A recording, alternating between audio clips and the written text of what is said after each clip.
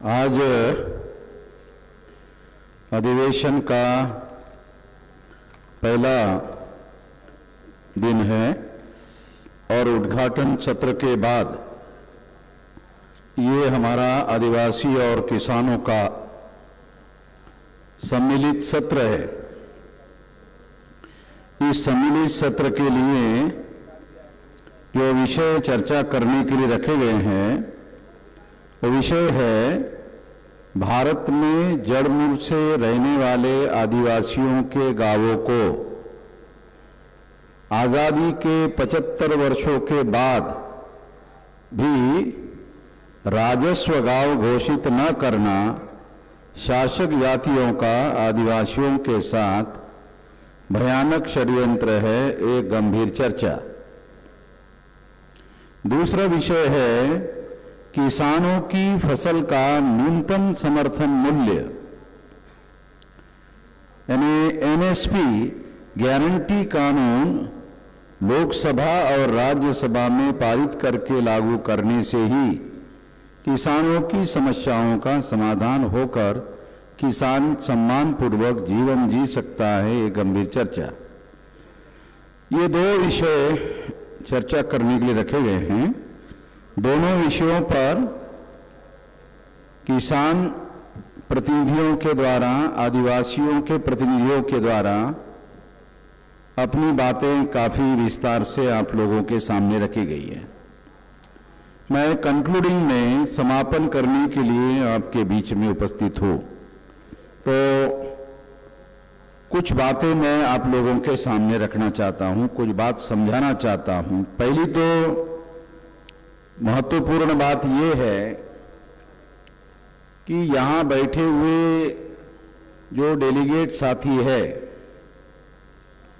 शायद उन लोगों को भी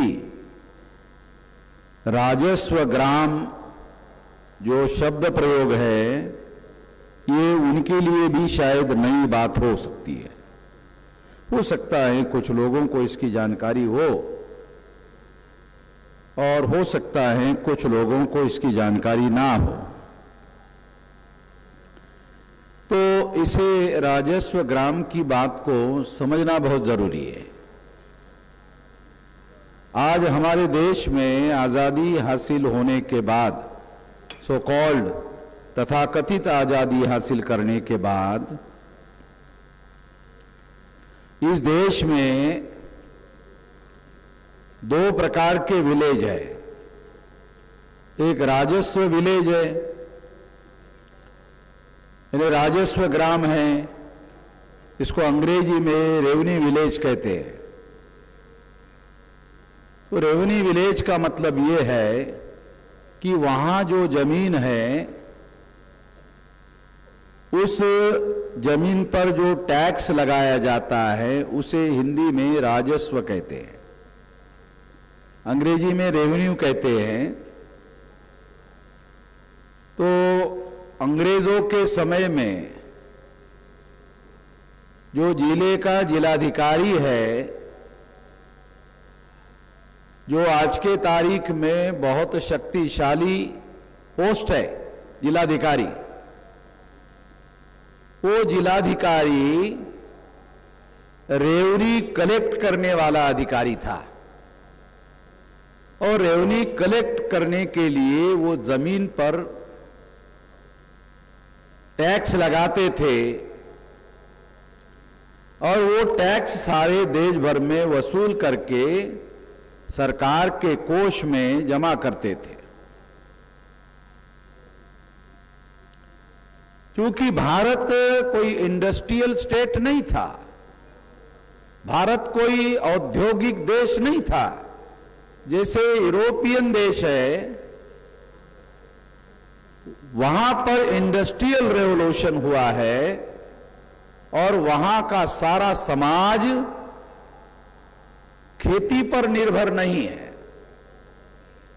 वहां का सारा समाज जो है वो इंडस्ट्रियल रेवोल्यूशन होने की वजह से, चाहे अमेरिका हो चाहे यूरोप हो,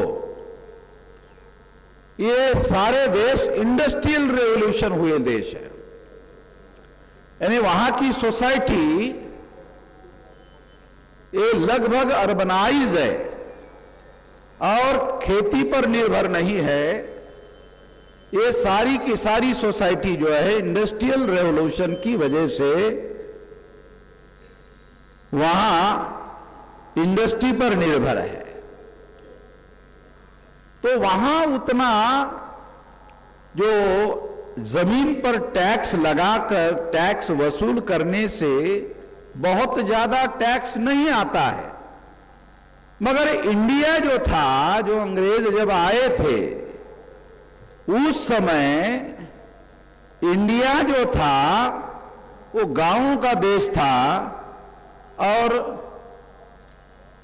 केवल जमीन के ऊपर टैक्स लगाकर जो रजवाड़े हुआ करते थे, राजा हुआ करते थे, वो उसी से टैक्स वसूल करते थे और उस टैक्स के आधार पर अपना कारोबार चलाते थे। मगर अंग्रेजों के आने के बाद इसलिए उन्होंने दो प्रकार के गांवों का वर्गीकरण किया, राजस्व ग्राम और नॉन राजस्व ग्राम। तो राजस्व ग्राम में शेड्यूल कास्ट, बैकवर्ड क्लास और माइनॉरिटी की जो बस्तियां होती थी उनको राजस्व ग्राम में रखा गया है, और दूसरी जो बस्तियां होती थी, जो आदिवासियों की बस्तियां है, वो जंगल में है। तो आदिवासियों के गांवों को उन्होंने, अंग्रेजों ने रेवनी विलेज का दर्जा देने से इनकार कर दिया। यदि थोड़ी देर के लिए आप थोड़ा कल्पना करो कि रेवनी विलेज होने की वजह से विलेज में जो भी डेवलपमेंट के काम चलते हैं वो रेवनी विलेज के आधार पर राज्य सरकार और केंद्र सरकार के माध्यम से सारा डाटा सरकार के पास उपलब्ध होता है। क्यों होता है? क्योंकि डाटा उपलब्ध नहीं होगा तो सरकार को रेवेन्यू कहां से मिलेगा, सरकार को राजस्व कहां से मिलेगा, टैक्स कहां से मिलेगा। तो सरकार के पास सारा टैक्स होता था, सारा टैक्स कलेक्ट करने के लिए उनके पास सारा डाटा होता था। उस डाटा के आधार पर बजट एलोकेशन भी होता था और राज्य के और केंद्र के जो बजट बनते थे उसके लिए इस डाटा का उपयोग और प्रयोग भी किया जाता था। इसलिए मैं आप लोगों को यह बताना चाहता हूं कि आदिवासियों के गांवों को उन्होंने नॉन राजस्व यानी रेवनी विलेज का दर्जा नहीं दिया। रेवनी विलेज का दर्जा अगर दिया होता तो क्या होता? रेवनी विलेज का दर्जा देते ही सारे जंगल का मालिक आदिवासी हो गए होते, कानूनन हो गए होते। जिसकी जंगल के इलाके में आदिवासी रहते, उस जंगल का वो आदिवासी विलेज को राजस्व विलेज बनाया जाता और उस इलाके में जितनी भी जमीन है, चाहे जंगली हो नॉन जंगली हो, वो सारे के सारे जमीन का मालिक जो है वो आदिवासी घोषित हो जाते। ये पहले नंबर का परिणाम होता। और आदिवासी इतने बड़े देश के अंदर इतने सारे जमीनों के मालिक होते। तो एक तो जमीन का मालिक होने से बेनिफिट क्या है कि जो जमीन में फसल ली जा सकती है, जंगलों में जो जमीन तैयार है, जो फसल ले सकते थे, उससे आदिवासियों का फायदा, आर्थिक फायदा। बल्कि ऐसा कहा जा सकता है कि फिर आदिवासी आदिवासी नहीं रहते, आदिवासी जमींदार हो जाते, इतने ज्यादा जमीन के मालिक हो जाते। तो ये तो जमीन की फसल उनको बहुत ज्यादा मिलती। दूसरा फायदा क्या होता कि जमीन के नीचे तमाम प्रकार के 82 प्रकार के धातु उपलब्ध है, वो जंगलों में ही है, तो वो उसके मालिक होते। उसमें सोना, चांदी और तमाम प्रकार के, सोने से भी महंगा प्लेटिनम जो है वो सोने से भी महंगा है। तो ये क्योंकि प्लेटिनम का उपयोग जो है वो एटम बम बनाने के लिए करते हैं, तो उसके लिए उसका उपयोग करते हैं, तो इसलिए वो बहुत ज्यादा महंगा धातु हो गया। तो 82 प्रकार के धातु है, और वो आज भी, आज के तारीख में भी आदिवासी इलाके में जमीन के नीचे मिलते हैं। आदिवासी उसके भी मालिक हो जाते हैं। आज भी आदिवासी इलाके में अगर जमीन के नीचे कोई चीज मिलती है तो आदिवासियों का हक बनता है, मगर वो हक अमल में लाने के लिए, जो कानून को अमल में लाने के लिए, संविधान को अमल में लाने के लिए, जो संविधान और कानून लागू करने के लिए जो संगठित शक्ति चाहिए, वो आदिवासियों के पास नहीं है। संगठित शक्ति एक दूसरी बात है। प्राइमरी बात क्या है? प्राइमरी बात है शिक्षा। क्योंकि ये रेवन्यू विलेज नहीं है, इसलिए उनके विलेज में, आदिवासी जंगली एरिया में स्कूल का सिस्टम नहीं है, एजुकेशन का सिस्टम नहीं है, कम्युनिकेशन के साधन का अभाव है। इसलिए दुनिया में जो ज्ञान और जानकारी पैदा हो रही है, टेक्नोलॉजी और विज्ञान का विकास हो रहा है, वो आदिवासी इलाके तक पहुंचता नहीं है। रास्तों का विकास आदिवासी इलाके तक पहुंचता नहीं है। Health care area, health care का जो सिस्टम है सारे दुनिया में, वो आदिवासी इलाके में पहुंचता नहीं है। और इस वजह से आदिवासी लोग जंगलों में अंधश्रद्धा के आधार पर बहुत बार जो है उनके जीवित हानि होती है। तो ये सारी बातें आदिवासियों को राजस्व ग्राम ना बनाने से होती है। और राजस्व ग्राम ना बनाकर अंग्रेजों ने आदिवासियों को बेदखल करने का काम किया, जमीन से बेदखल करने का काम किया, जंगल के मालिकाना हक से बेदखल करने का काम किया। आजादी मिली, आजादी मिलने के बाद भी उसी कानून को बरकरार रखा गया। अंग्रेजों के समय का कानून और 26 जनवरी 1950 को जो संविधान लागू हुआ, तो संविधान लागू हुआ, उसके अनुसार नए कानून बनने चाहिए थे आदिवासियों के संदर्भ में। वो कानून भी वैसे के वैसे ही, अंग्रेजों के समय के वैसे ही कानून बनाए, वैसे के वैसे ही रखे हुए हैं, और इसमें किसी प्रकार की तब्दीली करने का काम नहीं हुआ। इसलिए आदिवासियों के साथ में बहुत ज्यादा अन्याय हो रहा है। और जब सरकार को ऐसा लगता है कि उस इलाके में कोई मूल्यवान धातु मिल रही है, उस इलाके में कोई इंडस्ट्री लगानी है और वहां बड़ा धातु मिल रहा है, तो उसी धातु को आधार बनाकर इंडस्ट्री खड़ी करनी है, तो फिर वो आदिवासियों को बेदखल कर देते हैं, यानी सारी की सारी संपत्ति पर कब्जा कर लेते हैं।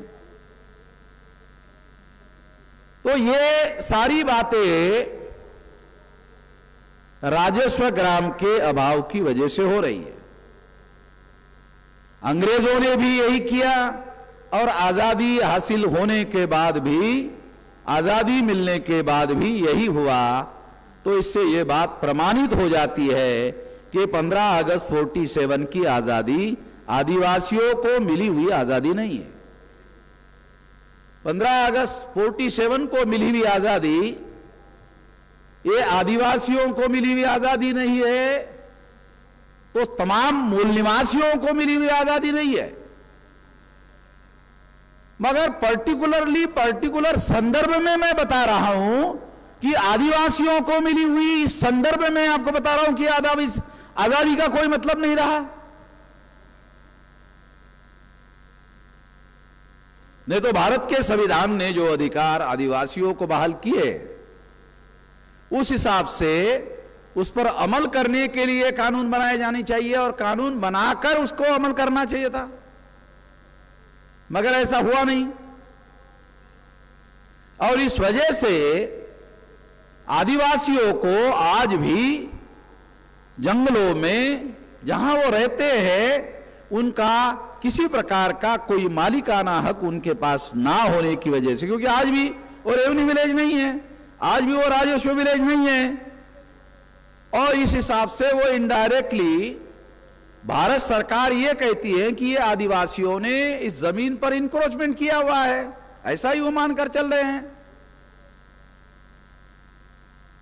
तो इस तरह से ये एक बहुत भयंकर बात है, राजस्व ग्राम से संबंधित मुद्दा हम लोगों ने भी पहली बार, क्योंकि जैसे जैसे हमारी अपनी भी समझदारी बढ़ रही है वैसे वैसे हम अपने लोगों को जगाने के काम में लगे हुए हैं और उस संबंध में लोगों को डाटा बता रहे हैं, उसका विश्लेषण कर रहे हैं, तुलनात्मक अध्ययन करके बता रहे हैं, ताकि लोगों को हमारे समझ में आ जाए। और यहाँ जो डेलीगेट लोग आए हैं वो अपने एरिया में, अपने भौगोलिक और सामाजिक एरिया में जाकर इस बात का प्रचार प्रसार करने का काम करें, क्योंकि यहाँ जो हम कह रहे हैं वो केवल आपको बताने के लिए नहीं कह रहे, बल्कि आप लोगों को वेल इन्फॉर्म बना रहे हैं, आपको जानकार बना रहे हैं। जानकार आपको क्यों बना रहे हैं? क्योंकि आप अपने अपने गांव में, अपने अपने तहसील में, अपने अपने जिले में जाकर अपने समाज में इस जानकारी का प्रचार प्रसार करने के लिए और अपने अपने इलाके के लोगों को जागृत करने के लिए, इसका उपयोग करने के लिए जानकारी आपको दी जा रही है। तो ये जानकारी आप लोगों को लोगों तक पहुंचाने का काम करना है, इसके लिए ये जानकारी आपको दी जा रही है ताकि लोग जाग जाए, और अगर जाग गए तो जगे हुए लोगों को जोड़ा जाए, जोड़े हुए लोगों से शक्ति का निर्माण किया जाए, ताकि शक्ति, जनशक्ति का उपयोग और प्रयोग आने वाले समय में जन आंदोलन के लिए किया जाए। हम जन आंदोलन क्यों करना चाहते हैं? हम कोई पागल लोग तो है नहीं कि केवल जन आंदोलन करना हमारा मकसद है। जन आंदोलन करना मकसद नहीं है, जन आंदोलन तो साधन है, जन आंदोलन मकसद नहीं है। जन आंदोलन साधन है किस चीज का? कि जन आंदोलन के द्वारा आजादी हासिल की जा सकती है, जन आंदोलन के द्वारा हम लोग सत्ता हासिल कर सकते हैं। Power is a product of successful struggle. अगर हम सफलतापूर्वक आंदोलन चलाते हैं तो हमारे लोगों को केंद्र की सत्ता मिलेगी, केंद्र सरकार हमारे लोगों की, जब संख्या ही हमारी है और मौलिक सिद्धांत बाबा साहब आंबेडकर ने संविधान में लिख दिया है कि जिसकी वोट की संख्या ज्यादा होगी वो देश के हुक्मरान होंगे। तो जैसे मैंने उद्घाटन सत्र में बताया कि हम लोग शेड्यूल कास्ट के लोगों को, मोस्ट बैकवर्ड शेड्यूल कास्ट के लोगों को, एक्सट्रीम बैकवर्ड शेड्यूल कास्ट के लोगों को, शेड्यूल ट्राइब के लोगों को, नॉमिडिक ट्राइब के लोगों को, एमबीसी के लोगों को, ओबीसी के लोगों को एक ही आंदोलन में शामिल करने में कामयाब हो गए। ये कोई छोटी मोटी बात नहीं है, ये बहुत बड़ी बात है कि जिन ब्राह्मणों ने 6000 जाति के टुकड़ों में हमारे लोगों को बांटा, उन लोगों को हम लोग सीमित प्रमाण में क्यों न हो जोड़ने में कामयाब हो गए। तो सीमित प्रमाण में जोड़ने में कामयाब हो गए, उससे ही वो लोग डरे हुए हैं। अभी तो हम लोगों ने बहुत बड़े पैमाने पर, जितना हमारा मकसद है उतना बड़ा मकसद पूरा करने के लिए उतने ज्यादा लोगों को हम इकट्ठा करने में कामयाब नहीं हुए। ये भी बात हम जानते हैं, मगर जितना हम लोग करने में कामयाब हुए वो कोई छोटा मोटा डेवलपमेंट नहीं है। और ये डेवलपमेंट की वजह से आरएसएस के सरसंघ चालक मोहन भागवत को बार बार जो है बयान देने पड़ रहे हैं। वर्ण व्यवस्था के खिलाफ में, जाति व्यवस्था के खिलाफ में बयान देने पड़ रहे हैं, ताकि हम लोगों को खुश किया जाए, मगर बयान देने मात्र से हम लोगों को खुश नहीं होना चाहिए। ऐसा खुश होना भ्रम का शिकार हो सकते हैं, तो हमको सतर्क रहना चाहिए। मगर मैं आपको ये बयान देने के पीछे की कारण परंपरा बता रहा हूं। ये जितनी जागृति हमने की, जितना जोड़ने का काम हमने किया, उसकी वजह से हो रहा है। अगर हम आने वाले, जैसे मैं 2025 तक आपको 6000 तहसीलों में हम लोगों का 2025 तक 6000 तहसीलों में हमारा संगठन का जाल फैल जाएगा, और 2025 में यदि 6000 तहसीलों में फैल जाएगा तो बहुत बड़ा विशाल संगठन खड़ा हो जाएगा। ये बहुत बड़े पैमाने पर हम लोगों को मोबिलाइज करने के लिए सक्षम हो जाएंगे, और जब मोबिलाइज करने के लिए सक्षम हो जाएंगे तब आप अंदाजा लगा सकते हो कि उसका परिणाम उस हिसाब से होगा। जितनी हम ताकत संगठित करेंगे उस हिसाब से उसका परिणाम होगा। और इस बात को ध्यान में रखते हुए आप लोगों को यहां से आगे एक कार्यकर्ता को एक साल में 10 कार्यकर्ता जोड़ना चाहिए। अलग अलग जाति समूह के 10 कार्यकर्ताओं को जोड़ना चाहिए, जगाना चाहिए, और उनको बुद्धि, पैसा, हुनर, समय, श्रम के लिए तैयार करना चाहिए। अगर हम ऐसा करते हैं, इससे आंदोलन बढ़ेगा, इससे संगठित शक्ति बढ़ेगी, इससे जनशक्ति बढ़ेगी। जनशक्ति के बढ़ने से जन आंदोलन बढ़ेगा, और जन आंदोलन के बढ़ने से आजादी, और जन आंदोलन के बढ़ने से हम लोग केंद्र की सत्ता इस देश के मूल निवासी बहुजनों के नियंत्रण में लेने में कामयाब हो सकते हैं। ये दो बड़ी बातें इस तरह से हासिल की जा सकती है। तो आदिवासियों के संदर्भ में जो विषय था, इस संदर्भ में मैंने बात आपको कही। दूसरा है किसानों की फसल का न्यूनतम समर्थन मूल्य। ये बहुत सारे यहां जो लोग आए हैं उनको न्यूनतम शब्द समझ में नहीं आता, न्यूनतम शब्द का अर्थ समझ में नहीं आता। तो मैं देसी हिंदी में आपको बताता हूं कि देसी हिंदी में न्यूनतम का क्या मतलब होता है।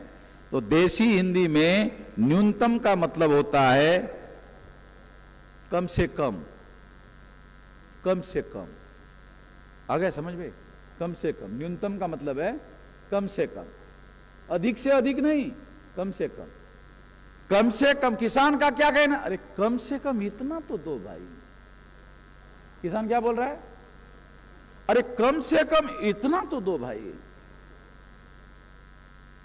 वो ज्यादा से ज्यादा नहीं बोल रहा है। वर्मा जी समझ रहे ना, अरे कम से कम इतना तो दो, तुम इतने के लिए भी तैयार नहीं हो। ये उसका जो कहना है। अंग्रेजी में जो शब्द है, ये न्यूनतम का अंग्रेजी शब्द है एमएसपी। इससे भी आपको समझ में नहीं आएगा, मैं आपको अंग्रेजी में आसानी से समझा देता हूं। मिनिमम,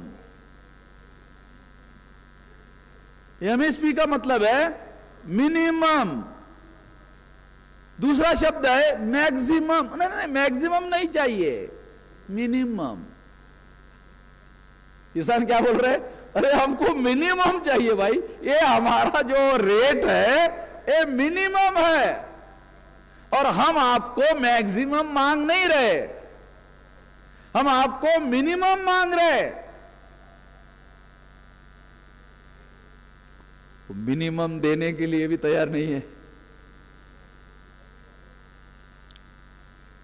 तो किसान की जो मांग है वो मिनिमम गारंटी वाला मामला है कि मिनिमम गारंटी होनी चाहिए।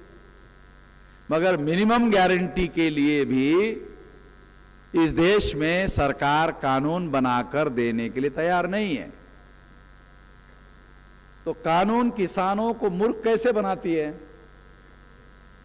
खरीदारी के समय के पहले मिनिमम गारंटी का मूल्य घोषित करती है, और उसकी खबरें सारे देश के अखबारों में, सारे देश के टीवी में और मीडिया में छाप देती है। तो सारे देश के किसानों को क्या लगता है, सरकार हमारे बारे में सोच रही है, विचार कर रही है।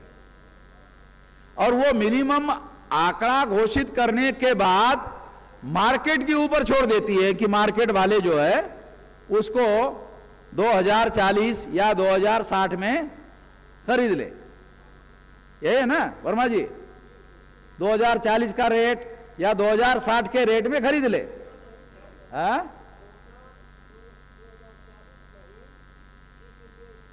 हाँ, तो 2040 या 2060 इसमें खरीद ले, ऐसा सरकार के द्वारा घोषित करने के बाद व्यापारी क्या करता है, किसान से 1400 में खरीद लेता है।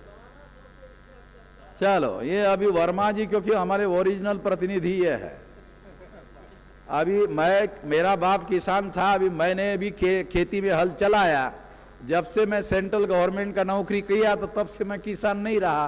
तो वर्मा जी सही किसान है। मैं किसान का बेटा जरूर हूं, हल भी चलाया है और खेती में काम भी किया है, मगर सरकारी नौकरी करने की वजह से अभी मैं किसान नहीं रहा हूं। तो इतना ही कह सकता हूं किसान का बेटा हूं। मगर वर्मा जी अभी भी खेती करते हैं तो उनको ज्यादा मालूम है, प्रत्यक्ष कर रहे हैं, लड़ाई भी लड़ रहे हैं। उनके राष्ट्रीय स्तर पर जो किसानों का संगठन निर्माण किया गया है उसके राष्ट्रीय अध्यक्ष भी है। तो इसलिए ये ज्यादा डाटा और ज्यादा जानकारी उनके पास में है।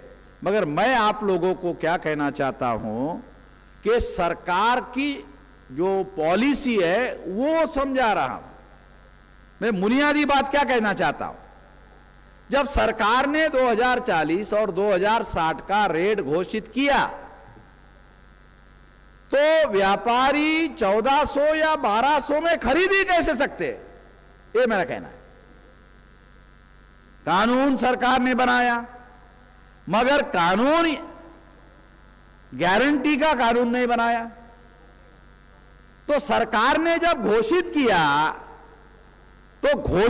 तो जिम्मेदारी सरकार की है। सरकार इंश्योर करे कि किसानों को उतना रेट मिले। क्या सरकार को मालूम नहीं है कि 1200 में व्यापारियों ने खरीदा? सब मालूम है। क्या सरकार को मालूम नहीं कि 1400 में खरीदा? सब मालूम है। सरकार को मालूम नहीं है ऐसा नहीं है, मालूम है। सरकार को मालूम होने के बावजूद भी व्यापारियों पर सरकार ने जो रेट निर्धारित किया उसका उल्लंघन करने का किसी प्रकार का कोई आरोप व्यापारियों पर सरकार नहीं लगाती है, ना उनके दंड की व्यवस्था करती है। ऐसा कोई प्रावधान उपलब्ध नहीं है। क्यों प्रावधान उपलब्ध नहीं है? क्योंकि ऐसा कोई कानून ही नहीं है। सरकार केवल पॉलिसी के तहत घोषित करती है। इन चीजों का फर्क समझा रहा हूं आप लोगों को कि सरकार घोषणा करती है और मार्केट के ऊपर छोड़ देती है, मगर सरकार ने इसके लिए कोई कानून नहीं बनाया। यदि कानून बना होता तो किसान को खुद व्यापारियों के खिलाफ में कोर्ट में जाने का अधिकार मिलता। मगर सरकार ने कानून नहीं बनाया। सरकार केवल जब फसल निकलती है उसके कुछ दिन पहले केवल रेट घोषित करती है, वो भी मिनिमम रेट घोषित करती है। और मिनिमम रेट भी व्यापारी उनको नहीं देते हैं और व्यापारी इस देश में किसानों को लूटने का काम कर रहे हैं। यह बात हमको समझना होगा। अब आखिरी बात मैं आपको बताना चाहता हूं। अंग्रेजों के विरोध में इस देश में आंदोलन चलाए गए और आंदोलन का नेतृत्व जो है सबसे पहले ब्राह्मणों ने किया और बाद में बनिया जो गांधी है उसने किया। यानी किसानों, ज्योतिराव फुले क्या कहते हैं, शेठ जी और भट्ट जी ये दो है किसानों के दुश्मन, शेठ जी और भट्ट जी। तो आजादी के आंदोलन का नेतृत्व बाल गंगाधर तिलक ब्राह्मण और गांधी जी, तो गांधी जी तो बनिया थे, यानी वैश्य वर्ण के थे।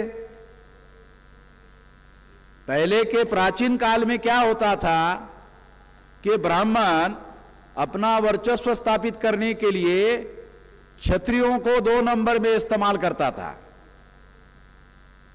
मगर आजाद भारत में और आजादी के आंदोलन में क्या हो रहा है कि ब्राह्मण और बनिया ये 2 लोग मिलकर गठबंधन बनाए हुए, ब्राह्मण और बनिया गठबंधन है, और ब्राह्मण और बनिया गठबंधन बनाकर ये दोनों मिलके एक किसानों को लूट रहे। ये ज्योतिराव फुले ने लिख कर रखा, शेठ जी और भट्ट जी, भट्ट जी यानी ब्राह्मण, शेठ जी यानी बनिया, ये उनके मराठी के शब्द है। तो उन्होंने ये बात कही कि ये किसानों के दुश्मन हैं। तो किसानों का एक दुश्मन ब्राह्मण आजादी के आंदोलन का नेता हो गया बाल गंगाधर तिलक, और दूसरा वैश्य गांधी जी वो किसानों का जो दुश्मन जाति का प्रतिनिधि था वो किसानों का नेता हो गया, ठीक है, आजादी के आंदोलन का नेता हो गया।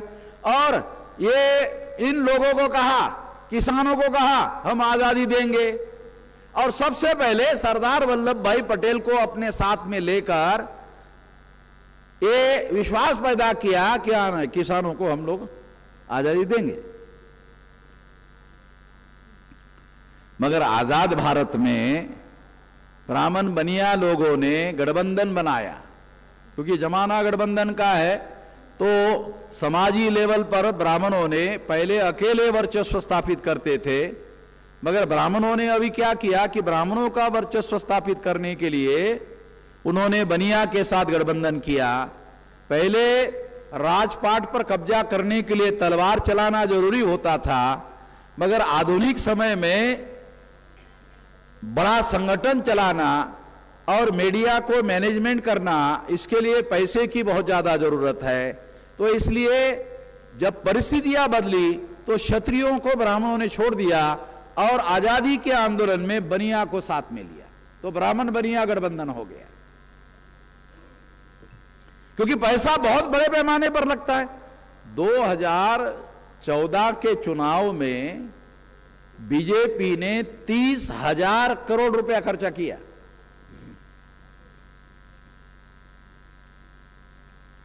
कहां से आता है पैसा? ये